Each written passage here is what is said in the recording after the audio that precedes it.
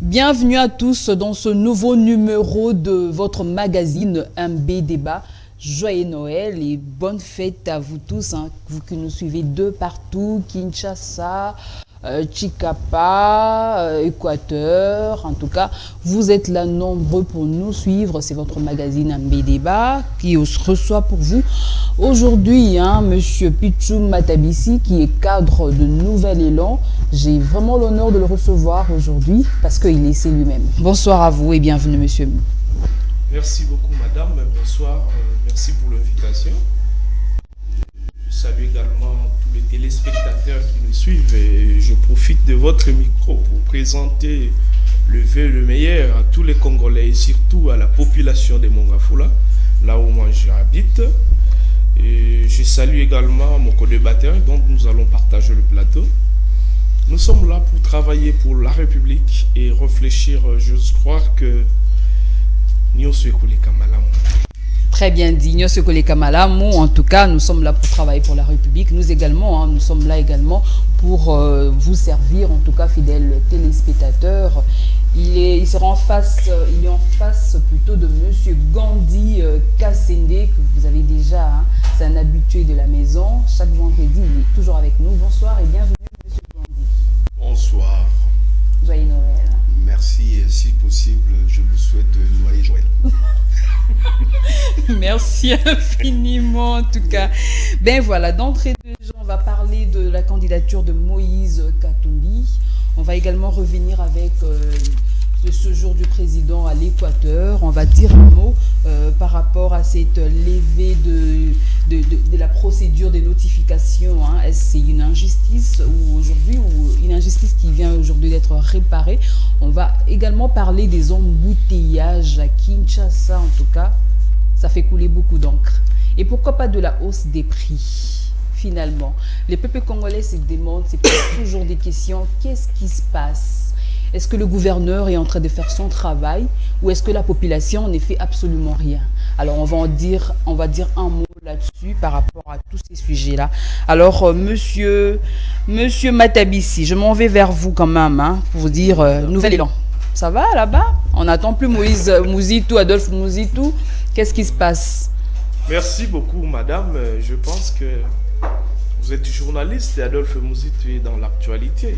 Aujourd'hui, c'est l'homme des propositions, c'est le prophète politique de la République démocratique du Congo. Au sein du Nouvel Élan, tout se passe bien, le parti se porte bien.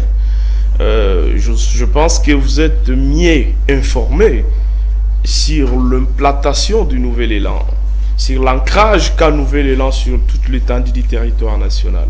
Aujourd'hui, Nouvel Élan est listé parmi les 5 premiers partis politiques ici dans ce pays.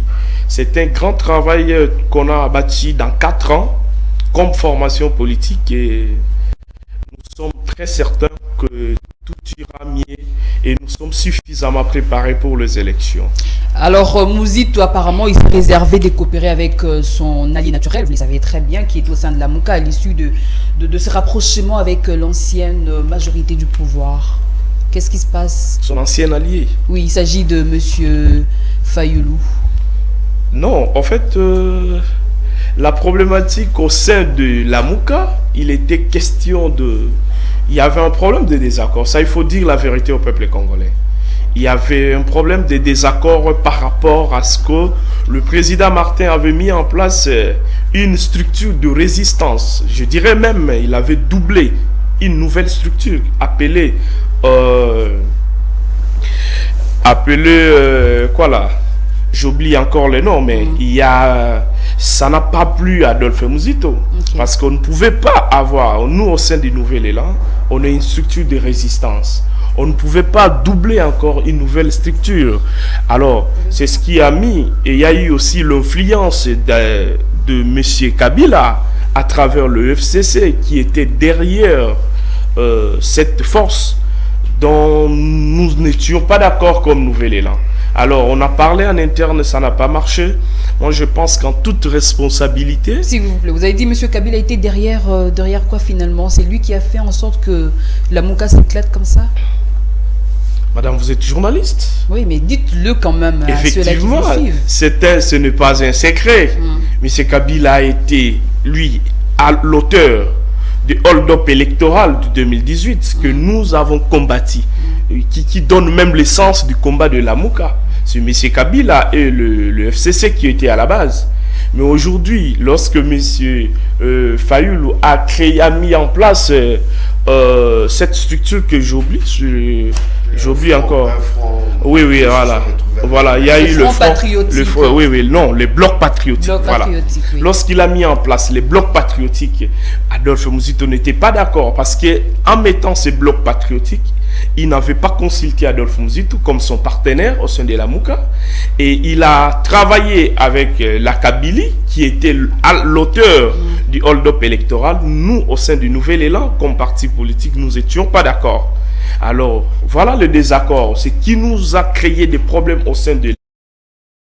Nous sommes, comme Nouvel Élan, restés dans le combat du peuple, dans le combat de la résistance, jusqu'à ces jours, raison pour laquelle vous voyez Adolphe Muzito est dans des propositions et il est en train de travailler pour le peuple congolais. Mais alors, s'il faut ressortir un candidat commun à l'opposition, est-ce que Adolphe Muzito serait d'accord de participer au fait à cette... Maintenant, la grande question, il faut se poser ici, quand est-ce qu'il faut ressortir un candidat commun?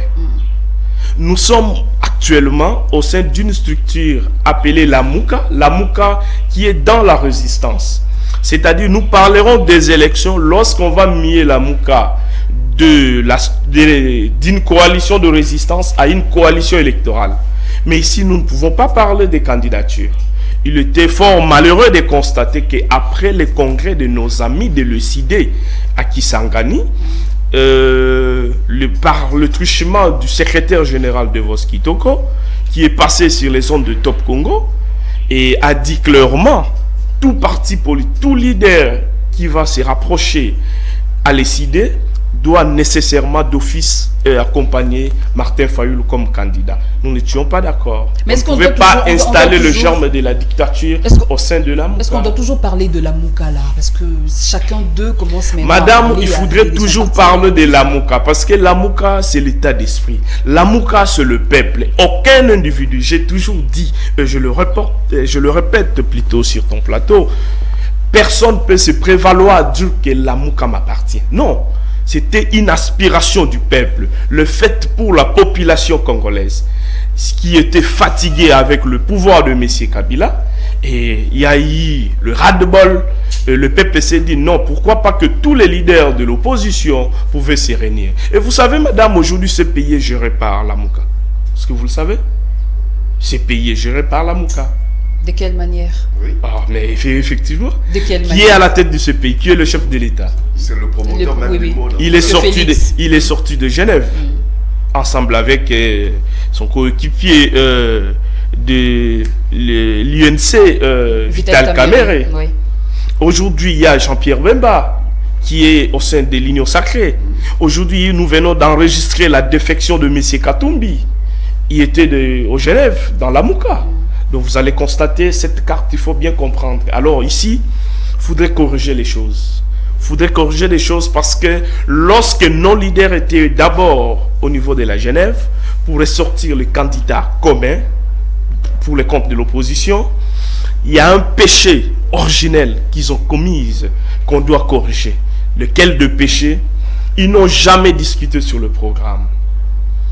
Ils n'ont jamais, ça je l'ai dit ici sur ton plateau, commençant par le chef de l'État, M. Vital Kamerhe, le président Jean-Pierre Bemba, Katumbi, Muzito, Fayoulou, ils n'ont jamais discuté sur le programme. Voilà la raison pour laquelle, au sein du Nouvel Élan, nous nous sommes dit, cette fois-ci, avant de sceller des alliances pour aller aux élections, nous sommes censés de commencer par la discussion de l'offre politique. On doit se dire, on fera quoi dans le secteur de l'éducation, on fera quoi dans le secteur de l'investissement, on fera quoi dans l'infrastructure, on fera quoi dans le secteur de santé, et ainsi de suite. Ça, c'est un péché. Aujourd'hui, les gens se réunissent.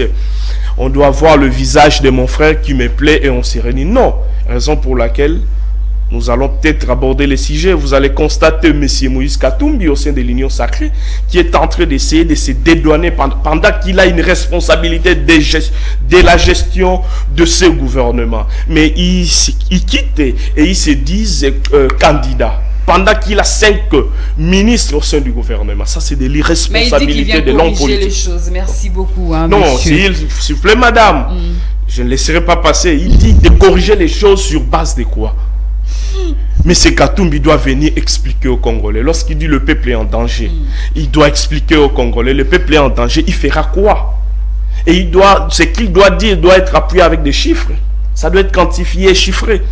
On doit arrêter avec cette histoire, madame, de venir duper le peuple congolais. Le peuple est mature, mais ce Katumbi doit présenter l'offre politique. Il aime beaucoup plus les secteurs miniers, mais il n'a jamais proposé une réforme minière. Et qu'est-ce qu'il fera? Il viendra encore reprendre les affaires? Non. J'ai une question que je vous réserve. Hein. Non. On passe avec monsieur Gandhi quand même. Monsieur Gandhi, êtes-vous d'accord avec ce candidat unique de l'opposition? Qui est un candidat unique de l'opposition? Je ne pense pas que ce soit logique qu'il y ait un seul candidat de l'opposition, dans la mesure où quand on regarde la configuration de la politique congolaise, il n'y a pas une opposition, il y a des oppositions. Je vois les extrêmes. Quand on voit Mozito et ses valeurs, sa façon d'imaginer, de voir le pays aujourd'hui et demain, et quand on va du côté de Fayoulou, par exemple, c'est le jour et la nuit. Excusez-moi, on ne peut pas avoir un seul candidat. Ce seul candidat va représenter qui? Va représenter quelle opposition? Donc, mais vous oubliez qu'il était le candidat unique choisi par Mouzitou, choisi par... À l'époque, vous parlez qu'il était choisi suite à une certaine stratégie. Mais aujourd'hui, on n'en est pas là. Là, l'opposition était multiple, certes. Il y avait une seule vision. La seule vision qu'il y avait, ce n'était pas lié au peuple congolais ni à la nation congolaise, c'était lié au fait de pouvoir faire partie Kabila. C'était beaucoup plus facile que de pouvoir avoir un candidat qui représente, comme mon collègue l'a dit, à savoir un projet de société qui puisse mettre tout le monde ensemble, avoir un programme commun. Je ne pense pas qu'aujourd'hui... Mais aujourd'hui, vous voulez dire qu'ils ne peuvent pas se réunir ensemble pour faire partir Félix Tshisekedi? C'est difficile. C'est les raisons, il faut que les raisons tiennent. À l'époque de Kabila, les raisons tenaient à beaucoup de choses, puisqu'on a vu comment l'ancien régime de Kabila a mis le pays à mal. Là, ça pouvait réunir tout le monde. Mais aujourd'hui, on peut dire la même chose de celui qui est au pouvoir. Je ne pense pas. Donc, et les raisons ne tiennent pas d'après vous? Mais quelles raisons ils peuvent évoquer pour dire on se met ensemble contre Tshisekedi? On peut ne pas être d'accord avec lui sur un certain nombre de points politiques, mais on ne peut pas se mettre en front commun pour pouvoir dire on va débouter celui-là puisqu'il a fait du mal au pays, ou il fait du mal au pays, il n'est pas fils du pays, il a déstructuré l'armée, l'État, etc. On peut dire ça. Mais Katumbi l'a dit, il vient libérer quand même. Il libérait quoi? Le peuple. Quel peuple? Le peuple est en difficulté à l'Est. Est-ce qu'on a... Il a pipé un mot. Le peuple de l'Est souffre. Est-ce qu'on a eu un mot, une phrase de Katumbi pour soutenir le peuple de l'Est, les Congolais de l'Est? Est-ce il a pipé un mot quand il s'agissait de condamner, pas les Rwandais, mais Kagame en tant que président de la République rwandaise, le dictateur du Rwanda? Est-ce qu'il a dit un mot contre Kagame? Ben, c'est pas demain il viendra plutôt s'associer aux malfaiteurs. Il faut pas qu'on rentre. Moi j'ai toujours, dans le passé, j'ai soutenu un peu la vision de Katumbi. Je connaissais pas trop bien, mais quand on essaye de sortir les cadavres qu'il y a derrière Katumbi, on se rend compte qu'il est parmi les gens qui sont à la base de la faillite de la SNCC, remplacée par ses camions. Les carrés miniers qu'il a au pays en tant que gouverneur à l'époque de Katanga, il y a un problème ici puisque l'État n'est pas... Du moment où il est applaudi de l'autre côté, oui, mais le problème c'est qu'ici on n'est pas regardant. Comment est-ce qu'il pouvait être représentant des chefs de l'État, un administratif, et en même temps avoir des entreprises? Mais être au four et au moulin, il y a un problème.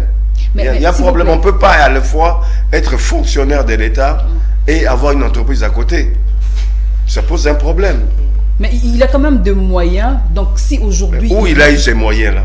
Certes, il était commerçant comme son frère, comme ses parents, etc. Mais ce n'est pas les moyens qui pouvaient lui donner des milliards comme il en a eu. Il a eu des moyens par son travail, par le commerce, mais ça devait être limité.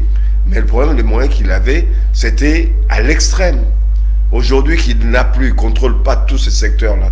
Vous voyez qu'il a moins de moyens. Mais s'il devient président aujourd'hui avec tous ces moyens-là, vous ne trouvez pas qu'il ne pourra pas amasser encore d'argent qu'il y a dans le trésor? Non, mais quand on est dans les circuits financiers, quand on a l'habitude de gagner, on a un robinet, on a du mal à le refermer quand on sait que l'eau peut sortir quand on veut, etc. Moi, je pense que qu'il soit candidat, je ne suis pas contre. Qu'il soit candidat, je suis pour la pluralité des candidats au niveau des présidentielles comme pour d'autres élections. Mais dès là qu'ils disent que c'est lui le sauveur, puisque Moïse, dans la Bible, c'était le sauveur, non. Il y a un pas à ne pas franchir. Je pense que déjà, il faut qu'il mette de l'ordre au sein de son groupe, ensemble.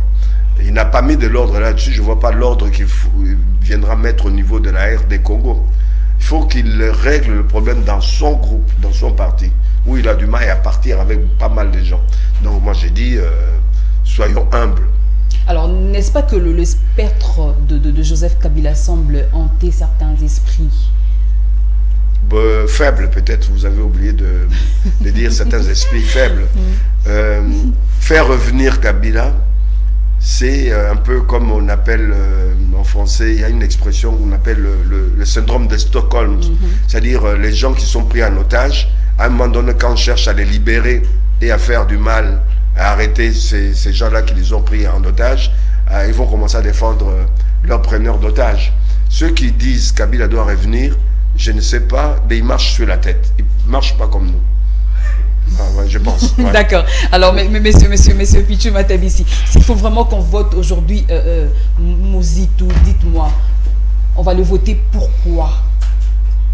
Oui, merci madame. Mais si on votait Mouzito, on doit voter Mouzito aussi aux bases de son offre politique qu'il va présenter au peuple. Est-ce que il a déjà été Premier ministre dans ces pays? Qu'est-ce qu'il a fait? Effectivement, d'ailleurs, pour votre information, madame, le nouvel élan et Adolphe Mouzito, nous sommes en pleine élaboration de notre offre politique que nous allons présenter d'ici là à la population, au peuple congolais, et pour qu'il y ait une adhésion. Par rapport à la gestion de Mouzito, moi je pense que Mouzito a un parcours et Mouzito a un bilan très positif. Si vous voulez, madame, nous pouvons revenir sur ce plateau avec une émission spéciale pour parler du parcours d'Adolphe Mouzito. Mais d'entrée de jeu, n'oubliez pas que Mouzito est celui qui a quadruplé les budgets dans ces pays. Il a retrouvé un budget de 850 millions et l'a ramené jusqu'à 3,5 milliards de dollars ici, avec un PIB de 20 milliards. Ça, c'est un exploit. Voire même les performances que nos amis sont en train de faire actuellement, ils n'ont pas encore quadruplé le budget. Parce qu'eux, ils ont réussi un budget de 5 milliards pratiquement. Et aujourd'hui, ils sont à 15 milliards. Donc, ils n'ont pas encore quadruplé le budget. Mouzito est celui qui a payé un professeur d'université 2000 $. Il a amélioré les conditions sociales. Il est celui... Nous l'appelons l'homme du point d'achèvement. Il a laissé le pays sans dette. Il a travaillé pendant 6 revues avec les institutions de Bretton Woods et ça a permis l'allègement des 14 milliards qui pesaient sur la République démocratique du Congo. C'est-à-dire la manière dont Adolphe Mouzito avait assaini, avait travaillé avec des réformes qu'il avait engagées dans le secteur économique.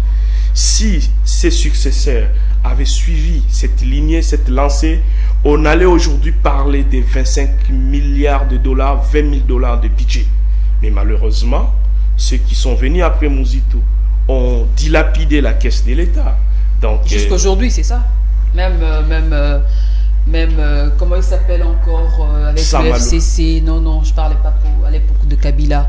Oui. Monsieur Matata Pono, donc lui également il n'a rien foutu. Mais effectivement, c'est lui qui est venu après Mouzito. Et il a le mieux faire de choses parce que les terrains étaient mieux préparés malheureusement. Non, aujourd'hui, on a alloué, non. Moi, je ne peux pas contredire mon leader sur ce plateau. On a alloué, hein. J'ai dit ceci et je le répète, je ne peux pas contredire mon leader sur ce plateau. D'accord. Nous sommes intellectuels, on est scientifiques. Lorsqu'il y a une performance, je dirais qu'il y a une performance. Lorsqu'il y a une baisse, il y a une faiblesse, je dirais qu'il y a une faiblesse. Nous allouons les performances en termes de mobilisation de recettes qui se passe actuellement dans notre pays.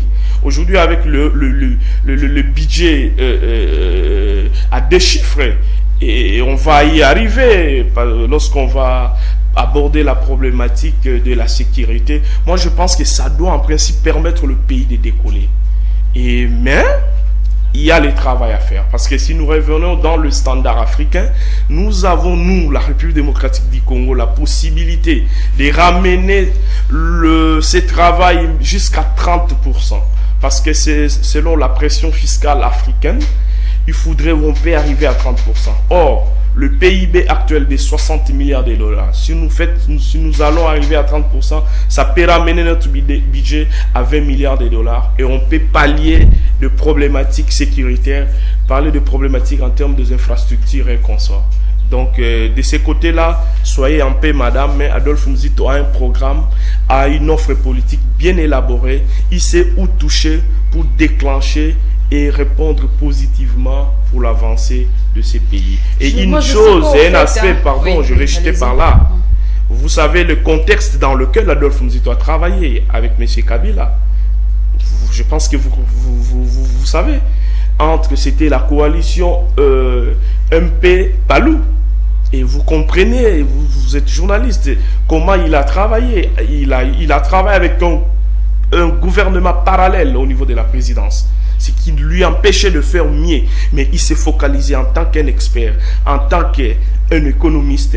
Il s'est focalisé avec des réformes et il a amélioré la situation économique. J'aime bien son intelligence, hein, ça il faut quand même le dire. Moi je ne comprends pas au fait avec les gens qui nous gouvernent, quand il y a quelque chose qu'il faut quand même faire appel aux autres qui ont dirigé ces pays, pourquoi ils ne les font pas? Je ne sais pas pourquoi. Alors M. Gandhi, dites-nous, est-ce que M. Muzito, si il est candidat, est-ce qu'il peut-il avoir la chance d'arriver jusqu'à sa fin? Malgré son intelligence, malgré la justesse de la plupart de ses propos, c'est pas puisqu'on est intelligent, c'est pas puisqu'on est apprécié de ce côté-là qu'on peut facilement être président de la République. Ça nécessite beaucoup de conditions. Certes, je dirais qu'au niveau du parcours de Muzito, il a souvent choisi les mauvais chevaux, notamment Palou. Il était au Palou alors qu'il brillait tellement qu'il ne pouvait pas rester dans le Palou. Il ne pouvait pas être accepté par les gens du Palou.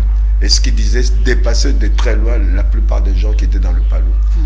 Mais il s'est ressaisi, il a monté son parti. Moi, je pense qu'à un moment donné, il faut savoir faire le choix, des fois, de s'associer aux gens, même si ce n'est pas à 100%, on ne correspond pas ou on n'accepte pas la totalité de la vision d'un groupe, par exemple l'UDPS ou le parti de notre cher qui est au niveau du Sénat. Comment ça s'appelle? FCC. FDC. Il pouvait aller au FDC, il pouvait aller à l'UDPS, il pouvait aller chez MLC, où on accepte les intelligences, ça pouvait coller, que d'être seul. Okay. On élève dans une classe, il faut toujours qu'il y ait l'émulation, à l'intérieur d'une émulation. Mais sinon, c'est un monsieur, on ne peut pas dire des choses totalement négatives. C'est quelqu'un. Je ne sais pas, moi, son silence me dit long quand même. Mais ne serait-ce qu'au niveau de la gestion, là, il était avec le FCC, il a essayé de faire au mieux ce qu'il pouvait. Mais quand ça n'allait pas, comme mon collaborateur vient de le dire, on lui mettait les bâtons dans les roues. Moi, à sa place, en tant que visionnaire, homme politique, j'aurais démissionné. Ce qu'il n'a pas fait, il a manqué ce courage-là. Aujourd'hui, il peut toujours tout targuer dans son bilan, notamment sur le point d'achèvement. Oui, il a préparé des dossiers, il a fait le nécessaire. On a réduit notre dette de près de 14 milliards. C'était pas la dette simplement de la RD Congo qui était réduite. La plupart des pays africains qui étaient surendettés ou du tiers-monde ont eu à avoir des réponses du FMI, de la Banque mondiale, de la même manière que nous, avec une réduction ou une suppression de nos dettes. Donc ça, c'est pas une performance personnelle, c'est une performance liée aux négociations qu'il y avait au niveau international entre les pays africains particulièrement et le FMI et la Banque mondiale. C'est ce que je pouvais dire sur Muzito. Être candidat, je pense que c'est pas le moment pour lui d'être candidat. Il peut s'associer et redevenir peut-être Premier ministre ou ministre de l'économie et des finances, c'est possible. Mais être candidat, je ne pense pas qu'il a l'aura qui puisse faire en sorte que la majorité des Congolais puissent voter pour lui. Moi, si j'étais son conseiller, je lui dirais mieux vaut t'associer à telle ou telle personnalité. Peut-être escompter dans 10 ans, dans 15 ans, on ne sait jamais. Il a encore l'âge mineur où il peut encore il a quoi à donner aussi. Hein, donc voilà, Muzito, c'est l'avenir, il faut compter sur lui. Il peut contribuer avec le pouvoir, même au niveau de l'opposition, puisque c'est un opposant intelligent qui sait répondre au rôle d'un opposant, qui saura aussi répondre en tant qu'acteur politique d'un parti majoritaire. Mais c'est à lui de choisir le camp et de bien le choisir à temps. De démissionner carrément. Hein, non, à l'époque, il devait démissionner quand il était Premier ministre. Il pouvait le faire. Il serait resté dans l'histoire après avoir fait un bon travail, démissionner, puisqu'il pouvait aller plus loin dans ce qu'il faisait, mais on lui barrait la route à chaque fois, les bâtons dans les roues, donc comprenez. Ok. Alors, est-ce qu'on va assister à un hold-up électoral, comme l'a dit Martin Fayoulou, avec tout ce qui est en train de se préparer? Y a-t-il des anonymats déjà? Des anomalies plutôt, hein? Madame, avant d'entrer du jeu, je veux revenir sur ce qu'a dit mon co-débatteur. Je sais, oui. Allez-y quand même, allez-y. Moi, je pense qu'il faudrait, lorsqu'il dit que ce n'était pas les efforts du gouvernement seulement, moi je pense que non. Peut-être qu'il n'a pas une bonne information. Oui, ça s'est passé dans beaucoup de pays africains, mais il faudrait savoir ici qu'il y avait des conditionnalités, il y avait des préalables. Il faudrait, les experts de ces institutions de Bretton Woods, de Banque mondiale, FMI, venaient chaque année pour faire une opération, ce qu'on appelle la revue, sur le plan économique. Oui, ça continue d'ailleurs. C'est-à-dire, lorsqu'on a passé à 6 revues, et tout a été dans le bon, c'est-à-dire avec ces gens, lorsque vous gérez mal, lorsque les finances publiques sont mal gérées, avec ces experts des institutions de Bretton Woods, on ne va pas valider. Donc, il y a eu un travail, il y a eu des réformes qui ont été engagées, il y a eu de l'intelligence. Raison pour laquelle son prédécesseur n'a jamais été capable de travailler avec ces institutions. Juste pour faciliter l'opacité dans la gestion. Mais je vais revenir ici. Lorsque mon co-débatteur met en doute que Muzito ne peut jamais être président de la République, moi je me dis, sur base de quoi il se réfère? Muzito aujourd'hui, je vous informe, cher aîné, Muzito aujourd'hui a un parti politique le mieux implanté sur toute l'étendue du territoire national. Oui. Ça, j'insiste. Si vous allez à Rutshuru, vous allez retrouver Nouvel Élan mieux installé avec des structures et de partout. Muzito aujourd'hui a un programme, a une vision sur le pays. Donc, c'est ça un peu le vrai problème de l'héritage que nous avons. Aujourd'hui, pour être candidat à gérer le pays, premièrement, il faut avoir un parcours. Deuxièmement, il faudra avoir un programme. Tu dois dire aux Congolais ce que tu dois faire. Ce n'est pas le vice. On doit éviter des hommes providentiels parce que c'est le fils d'E et il doit gérer le pays. Non, détrompons-nous. Et c'est ce qui est en train d'agenouiller ces pays. Ah non, mais on n'a pas choisi comme un Félix Tshisekedi parce qu'il est le J'ai dit fils ceci, d'eux, hein. Il a gagné les élections. Si nous rentrons dans l'histoire, madame, dans ces pays, et nous avons connu des retards parce qu'il y a les gens qui ont appris en plein pouvoir. Je ne vais plus revenir ici. Donc, je dirais à mon co-débatteur qu'Adolphe Muzito est suffisamment préparé, il est présidentiable et il est suffisamment préparé et il est capable de gérer ces pays. Mais peut-être il y a eu un aspect qu'il a oublié. Ouais. Vu la taille et la grandeur de la République démocratique du Congo, vu la dimension du pays, aujourd'hui il est difficile pour qu'un seul parti politique gagne seul. Ça c'est sûr. Et c'est par là qu'on doit travailler sur le jeu d'alliance pour constituer soit une majorité présidentielle ou une majorité parlementaire et on gère le pays. Mais dire que c'est sur cet aspect-là, là, je peux être d'accord avec lui. Et c'est comme ça que les choses doivent se faire. Mais dire, mais Mouzito est suffisamment. Et je dirais ceci, je profite de votre micro, à tous les partis politiques qui auront la chance de se rallier avec Nouvel Élan, avec Adolphe Mouzito, ces partis politiques auront de la chance de bien gérer les pays parce qu'il y a des réformes que nous allons engager, que nous sommes en train de travailler et les choses vont bien se passer. Alors dites-moi, hein, il y a monsieur Fayoul l'a dit quand même, est-ce qu'on va encore assister à un hold-up électoral?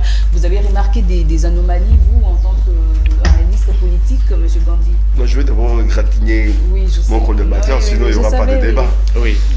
Vous l'avez reconnu à la fin pour dire qu'il y a une dimension qui est le principe. Une dimension essentielle pour être candidat dans un pays, quel qu'il soit, notamment le cas du Congo, c'est d'une dimension sous-continentale. Pour être candidat pour être candidat n'importe qui, même moi. C'est légitimité. Oui, mais la légitimité donne le cours à tout le monde d'être candidat. C'est pour autant, c'est pas parce qu'on est candidat qu'on peut facilement. Vous avez épinglé le cas de la dimension du pays et qu'un seul parti ne peut pas. Il faut une coalition. Mais c'est pour ça que j'ai dit... Même l'UDPS est incapable de gagner celles les élections. L'UDPS le sait. Incapable, il ne gagnera pas celle. L'UDPS le sait, s'organise, s'est organisé dans ce sens-là. Voilà. Mouzito, c'est pour ça que je vous ai dit, il faut encore attendre 10, 15 ans, le temps de s'organiser, d'apprendre l'ossature. Je vais finir sur le point où je dirais... Mouzito, je l'aime beaucoup, mais il était incapable de convaincre le peuple du Palou. Comme il était incapable de convaincre le peuple de Palou, il a été aussi incapable à Lamouka de convaincre son coéquipier. Je ne vois pas comment, par quel miracle, là où il n'a pas pu, dans une structure limitée du Palou, structure limitée de Lamouka, il va convaincre le reste du peuple congolais. Ce sera très difficile d'abord financièrement, ce serait difficile au niveau du temps, puisqu'il sera seul à courir de gauche à droite, il n'y aura pas de relais. Vous implantez des partis de l'élan, et il n'y a pas longtemps, à peine un an que vous essayez ici ou là d'implanter des partis. 4 ans pour votre information. Admettons, mais c'est insuffisant pour avoir l'ossature, la musculature qu'il faut pour pouvoir supporter réellement le besoin qu'il y a de pouvoir convaincre ce peuple congolais, le besoin qu'il y a et les moyens qu'il faut pour pouvoir aller vers ces gens-là ou faire en sorte que ces gens-là, ces citoyens viennent vers chez vous. C'est difficile. Je vais répondre à la question essentielle qui est de qu'est-ce qu'il y a face à... Non, mais le hold-up électoral, est-ce qu'il y a-t-il des anomalies, vous, en tant qu'analyste politique, vous le remarquez? Hold-up, moi, c'est un mot anglais. Hold-up, ça suppose que j'ai besoin de récupérer quelque chose d'important, mais par la force, par des moyens de tourner, etc. Mais on va faire le hold-up par rapport à la Mouka. Mais dans la Mouka, qu'est-ce qu'il y a là pour faire le hold-up au niveau de la Mouka? Mais la Mouka est déjà en ça, c'est Fayoulou qui a dit, au fait, par rapport à tout ce qui est en train de se préparer Fayoulou, déjà. Que Mouzito parle, je veux bien parler, même répondre. Mais pas Fayoulou. L'élan, c'est un parti politique Nouvel Élan. Ils ont un parti, ils ont un groupe, une structure qui est structurée, excusez-moi de cette tautologie, mais c'est pas comme c'est pas comme Essidé. Essidé, c'est Fayoulou lui-même. C'est un Fayoulou, il y a un mot en français, on dit c'est un Fayoulou. Fayoulou est seul. Il est vraiment seul, il ne peut rien dire. Il ne peut rien dire, il ne peut rien faire. Mais il faut du temps à Fayoulou. Fayoulou doit comprendre, il faut qu'il attende qu'on puisse lui trouver disons, une fonction quelque part dans une organisation internationale ou dans une entreprise congolaise, etc. Mais Fayoulou en politique, pour moi, il devrait, on se verra dans 5 ans, tourner la page. S'il est élu ou réélu député, il doit dire Dieu merci, puisque il sera en déconfiture totale. D'accord, ok. Monsieur Matabissi, rapidement, vous répondez à la question. Oui, moi je pense que très rapidement, on lorsque va mon co-débatteur se permet de dire que M. Adolphe Mouzito, qui est mon leader, n'était pas à mesure de maîtriser les gens au sein du Palou, maîtriser Martin Fayoulou au sein de la Mouka. Moi je pense qu'il faut pas faire de l'amalgame, il faudrait savoir comment un parti politique fonctionne. Il y a des textes, un parti politique qui est régi par des statuts. Moi, Mouzito, c'est un légaliste, c'est quelqu'un qui sait respecter des textes. Mouzut ne peut pas se prévaloir, faire des histoires, des combinés comme ça. Ce n'est pas dans son genre. Je vous dirais ici que, en toute responsabilité qu'Adolphe Mouzut est en train de mener jusqu'à ce jour où je vous parle, il mène les combats du peuple au sein de l'Amouka. L'Amouka qui est un état d'esprit qui n'appartient à aucun individu. Alors, lorsque vous parlez du président Martin Fayulu, qui a abordé la problématique des élections et qui a signalé la fraude massive qui se profane, qui se planifie déjà à l'horizon, moi je pense que on doit avancer, madame. On doit évoluer et on doit corriger les choses dans ces pays. Nous avons connu des élections ici dans ces pays en 2006, en 2011, en 2018, des élections chaotiques qui nous ont causé la mort, le mort d'homme, qui a déstabilisé le pays. Moi, je pense qu'aujourd'hui, nos amis de l'UDPS sont au pouvoir. Ils sont capables de remédier, de corriger ces erreurs parce qu'on a brûlé le siège de l'UDPS. Il y a eu de morts. Il y a eu des marches, il y a eu des casses. Mais moi, je me vois mal, moi. Ce que je trouve bizarre à nos amis de l'Union Sacrée. Ils sont au pouvoir. Merci beaucoup. D'accord, ok. Je ne fais pas partie. Vous devez vous positionner alors. Ah ouais, j'ai le temps. D'ici le mois prochain. Non, soyez libres. Oui, c'est-à-dire, ils sont obligés, ils sont censés de nous donner de bonnes élections. Ici, nous l'avons dit. On peut se souvenir la manière dont on a installé des juges au sein de la Cour constitutionnelle. Il y a à boire et à manger, ça a causé des problèmes. Et on a entravé un peu la Constitution. Nous connaissons comment on a fait passer la loi électorale au sein de l'Assemblée nationale avec M. Mbosso. Nous savons comment on a fait passer la loi sur la CENI. Tout ça, ça posait des problèmes. On n'a pas retrouvé un consensus autour de ce processus. Voilà la raison pour laquelle nous exigeons ces consensus. On ne peut jamais, M. Kadima est censé de convoquer une réunion, on peut donner chaque nom, entre les différentes parties prenantes aux élections pour dégager des zones d'ombre. Parce qu'on ne peut pas aller merci, maintenant on va parler, c'est un deuxième sujet, c'est vrai, vous nous avez quand même pris assez de temps par rapport à ce premier sujet. On va parler de la fin de la notification sur l'achat d'armes. Alors, devrions-nous féliciter M. Félix Antoine Tshisekedi? C'est une victoire diplomatique ou c'est les peuples? Monsieur Gandhi, rapidement, s'il vous plaît. Oui, c'est-à-dire les félicitations au président de la République, c'est normal. C'est lui qui conduisait la diplomatie congolaise. C'est lui le premier des Congolais. Mais cette victoire n'est pas seulement à mettre sur le dos du président de la République. Certes, c'est lui qui était le meneur, mais il faut aussi saluer toute la société civile, notamment des populations à l'Est qui symboliquement ont démontré que le peuple congolais, nos populations étaient prêtes à se battre, prêtes à mourir pour le pays, pour sauver l'intégrité du pays. Il faut mettre aussi cela sur le compte du ministre des Affaires étrangères qui a eu à suppléer le président de la République par moment dans tout ce qu'il y avait comme négociation, comme pression à mener, le lobbying à mener au niveau international. Il ne faut pas oublier une des grandes forces de ce pays qui est apolitique, qui est censée être apolitique. L'Église catholique a joué son rôle comme dans toute l'évolution de notre politique, de la politique de notre pays. L'Église catholique a joué sa partition. Pour faire de la bonne musique, il faut plusieurs instruments différents. L'Église catholique, on peut citer aussi, face aux problèmes qui se posaient à nous, qui se posent encore. Et au-delà de ça, de nos démarches, du lobbying qu'on a pu avoir au niveau international, il y a aussi l'intelligence des Occidentaux, puisqu'ils jouaient avec le feu. Les Occidentaux ont joué avec le feu dans les jeux et les enjeux de relations internationales. Soutenir Kagame aujourd'hui, c'était mettre à bas et à mal l'Occident. Pourquoi?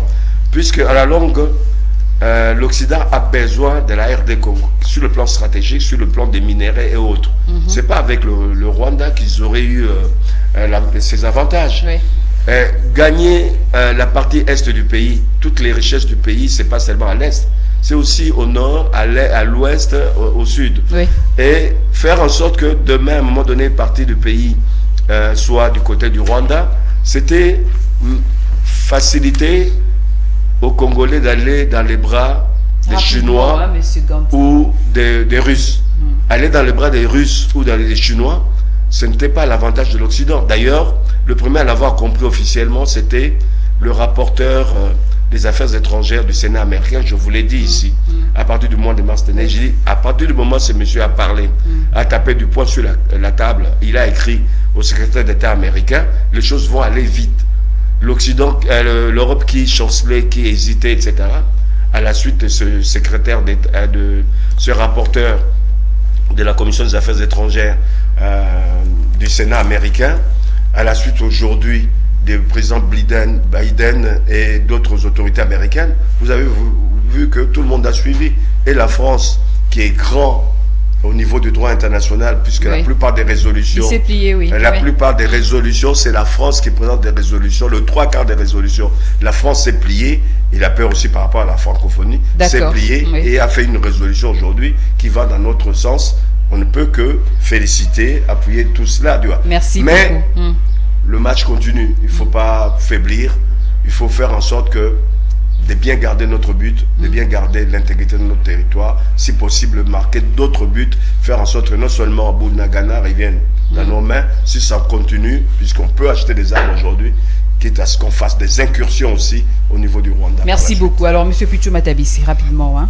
Oui, merci beaucoup, madame. Cette nouvelle de la levée du régime de notification d'armes, ça a été, nous nous sommes réjouis au sein du Nouvel Élan. C'était une très bonne nouvelle pour notre pays. Et d'ailleurs, c'est le fruit du combat qu'on a mené. Mais rapidement, pour répondre à votre question, dire que attribuer la victoire, cette victoire à l'union sacrée, moi je dis, c'est aller à l'encontre de la chose, madame. Parce que ici, on doit revenir sur de bonnes bases. Il y a le rapport de force. Aujourd'hui, la France, les États-Unis ont compris qu'ils ne pouvaient pas mettre leurs intérêts en péril. Vous allez constater que c'est une victoire populaire, c'est une victoire du peuple congolais. Parce qu'il y a eu le sang des Congolais qui est tombé au niveau de l'Est et sur toute l'étendue du pays pour réclamer le départ de la MONUSCO. Les Congolais sont tombés ici dans ce pays. Et il y a aussi un aspect très emblématique, ce sont des marches, notamment Nouvel Élan, qui a organisé aussi des manifestations sur toute l'étendue du pays pour soutenir les FARDC et exiger le départ, le départ de l'ambassadeur ougandais ainsi que le complot de la communauté internationale. Non, la victoire est bien. Mais vous allez constater ici, il y a un aspect. Lors de la dernière marche de l'église catholique, le 4 décembre, je me souviens, il y a eu une forte déclaration que l'église catholique a menée, qui a demandé, qui a recommandé au gouvernement, si cela continue, on devrait quitter la francophonie. Ça fait peur à la France. Merci parce beaucoup. Que vous allez constater que l'Union européenne, je vais jeter par là, plus, madame, l'Union européenne a financé à la hauteur de 20 millions d'euros au Rwanda, dans le budget militaire rwandais. Alors, sur cet aspect, l'Église catholique s'est dit non. Dans ces cas, nous devons quitter la francophonie. Et la France a y peur, et c'est ça le rapport de force. Donc c'est le victoire du peuple et que nous encourageons. Et ici, c'est une voie royale pour le pouvoir en place. Le veille de conscience, ça c'est très bien. Okay. Merci d'éradiquer la partie est du pays. Merci. On va rapidement, s'il vous plaît, les embouteillages à Kinshasa et également de hausse des prix des taxis et tout qu'on sort. Rapidement, monsieur Gandhi, s'il vous plaît. On me fait Jacine, allez-y quand même. Oui. Donc, les embouteillages. Comment pallier à tout ça finalement et surtout le hausse des prix ici? Le hausse des prix de quoi? Des taxis, hein? Des taxis. Oui. Donc, il y a un problème au niveau des transports lié non seulement au fait que pendant plusieurs décennies, nous n'avons pas pensé à pouvoir améliorer les routes, non seulement des dessertes agricoles, mais aussi les routes pour les citadins. 5-6 décennies, on n'a rien construit. On s'est limité simplement aux routes que les Occidentaux, du moins les Belges, avaient laissées. Quand Kabila a lancé 5 chantiers, il a dit on a fait des choses, 5 chantiers. Il a repris seulement la base de ce qui existait, des boulevards qui existaient déjà à l'époque coloniale. Il a juste élargi, alors qu'on avait besoin de routes secondaires.